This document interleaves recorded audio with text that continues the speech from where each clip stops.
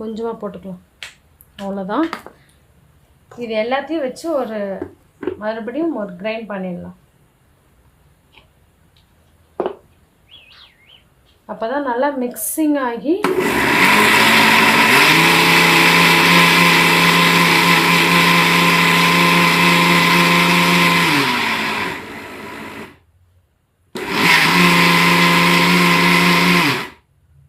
அவ்வளோதான். இப்போ நமக்கு திணை லட்டு செய்கிறதுக்கு மாவு ரெடி ஆயிடுச்சு.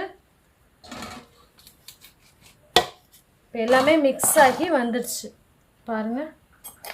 இதுதான் திணை லட்டு செய்கிறதுக்கான மாவு. இதில் நம்ம நெய் ஊற்றி இதை நம்ம அரைச்சி வச்சுக்கிட்டா கூட எப்போ லட்டு வேணுமோ அப்போ கொஞ்சம் மாவு எடுத்து போட்டு